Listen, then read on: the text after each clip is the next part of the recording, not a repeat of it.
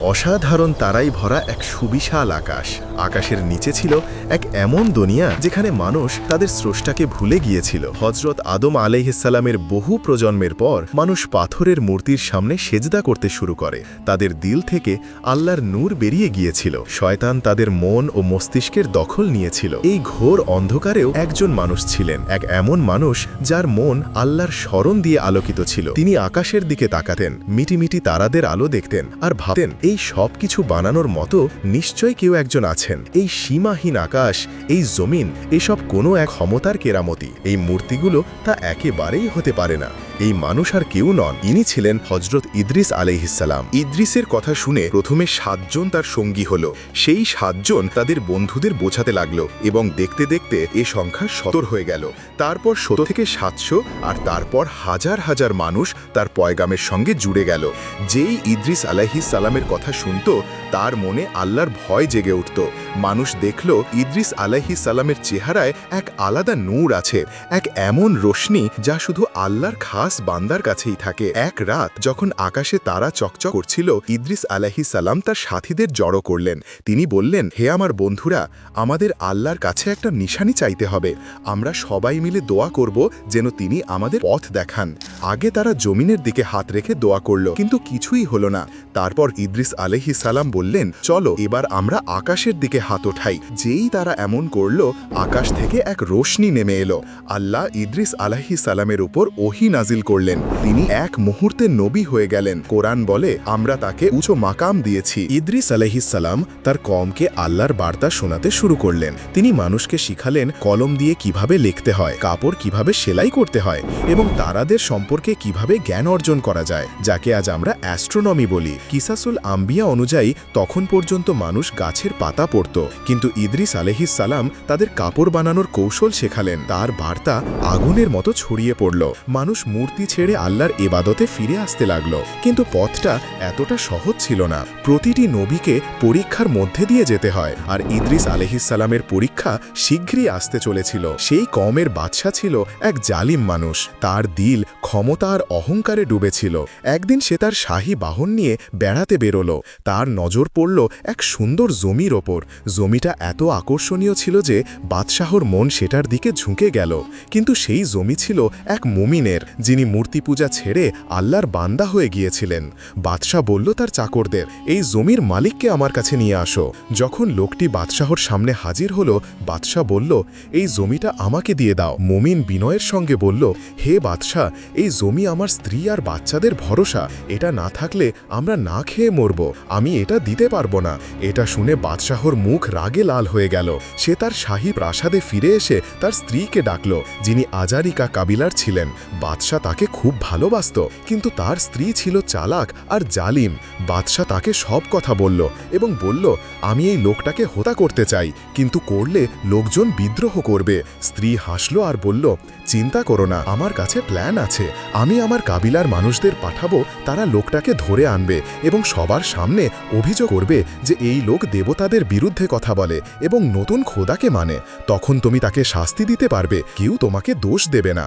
বাদশাহ এই প্ল্যান পছন্দ করল। সেই মহিলার কাবিলার লোকেরা মুমিনটাকে ধরে আনল। শহরের মাঠে জনতা জড়ো করা হলো। ঘোষণা করা হলো, এই লোক আমাদের দেবতাদের নিয়ে মজা করে, সে নতুন খোদাকে মানে, তাই এর সাজা হলো মৃত্যু। সেই নির্দোষ মানুষটাকে সবার সামনে শহীদ করে ফেলা হলো, আর বাদশাহ তার জমি দখল করে নিল। এই জুলুম দেখে আল্লাহর গজব নেমে আসলো।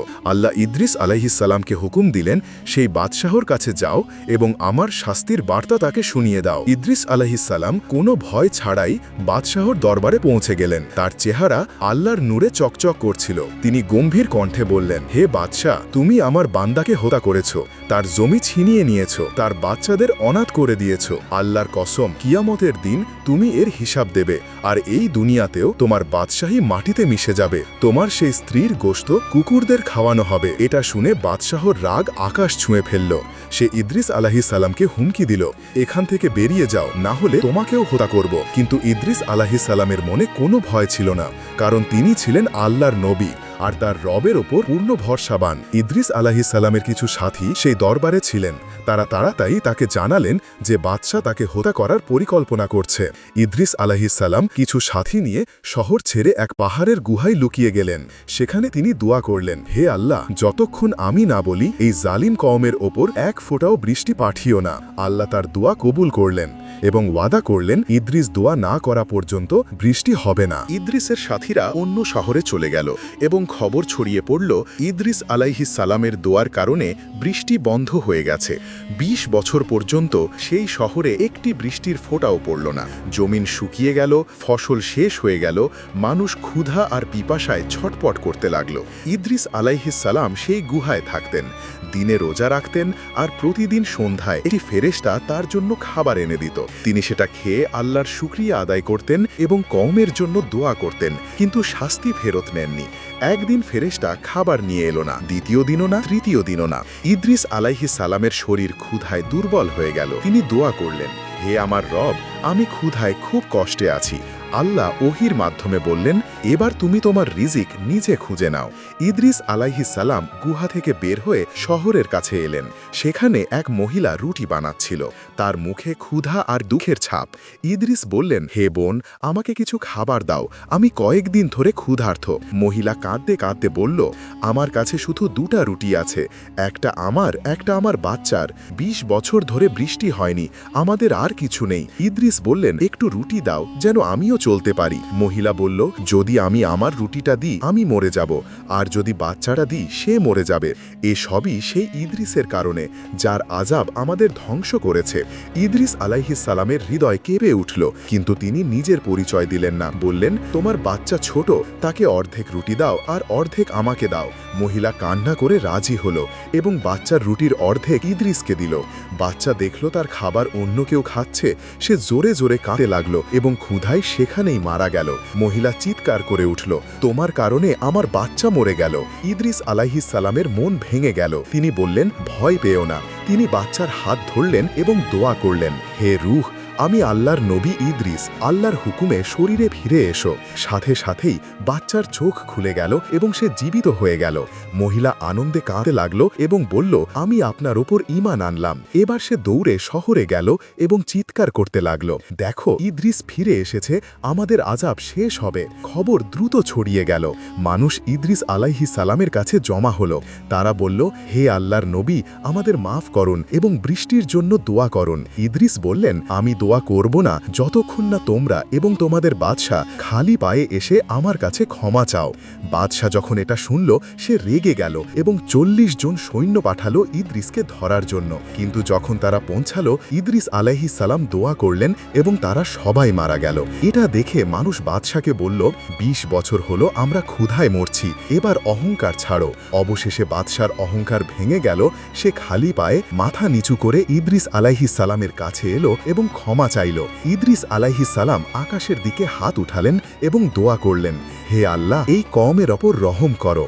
সাথে সাথেই আকাশে মেঘ গর্জালো এবং বৃষ্টির ফোঁটা পড়তে শুরু করলো। আযাব শেষ হলো এবং মানুষ আল্লাহর পথে ফিরে এলো। কয়েক বছর পর এক ফেরেশতা আল্লাহর নাফরমানির কারণে সাজা পেল। আল্লাহ তার ডানা কেটে তাকে জমিনে পাঠালেন। সে ইদ্রিসের কাছে এসে বলল, হে আল্লাহর নবী, আমার জন্য মাফ চাও। ইদ্রিস দোয়া করলেন এবং আল্লাহ তাকে মাফ করলেন। ফেরেশতা বলল, এই উপকারের বদলে কোনো ইচ্ছা থাকলে বলুন। ইদ্রিস বললেন, আমি মালাকুল মতের সঙ্গে দেখা করতে চাই। ফেরেশতা তাকে তার পাখায় বসিয়ে চতুর্থ আসমানে নিয়ে গেল। সেখানে মালাকুল মত তাকে দেখে বলল, আল্লাহ আমাকে বলেছিলেন তোমার রূহ চতুর্থ আসমানে কবজ করতে। আমি অবাক হয়েছিলাম, এক আসমান থেকে আরেক আসমানের দূরত্ব 500 বছরের, আর তুমি তো জমিনে আছো, কিন্তু তুমি নিজেই এখানে চলে এলে। সাথে সাথেই মালাকুল মত ইদ্রিসের রূহ কবজ করল এবং আল্লাহ তাকে উচ্চ মাকাম দিলেন। যেমন কোরআনে বলা হয়েছে, আমরা তাকে উচ্চ মাকাম দিয়েছি। এটাই ছিল হযরত ইদ্রিস আলাইহিসসালামের দাস্তান। সেই নবী যিনি তারাদের চেয়েও উঁচুতে পৌঁছে গিয়েছিলেন। তার জীবন শেখায় যে সত্যের পথে চললে আল্লাহ কখনো কাউকে একা ছেড়ে দেন না, তিনি প্রতিটি জুলুমের জবাব দেন এবং প্রতিটি দোয়া কবুল করেন। যদি এই ভিডিওটি তোমার দিল ছুঁয়ে থাকে তাহলে লাইক করো, সাবস্ক্রাইব করো এবং সিকার অফ ট্রুথে এমন রুহানি গল্প শুনতে বেল আইকন ক্লিক করো। এই গল্প কোরআন, হাদিস এবং কিসাসুল আম্বিয়ায়ের মুস্তান্দ রেওয়ায়া থেকে নেয়া। কিছু তাফসিল যেমন রুটির ঘটনা আর বাচ্চার জীবিত হওয়া কিসাসুল আম্বিয়া এবং ইসরায়েলিয়াত থেকে নেয়া, যা মুস্তান্দ নয় কিন্তু দাওয়াত ফিকাহের জন্য ব্যবহার হয়।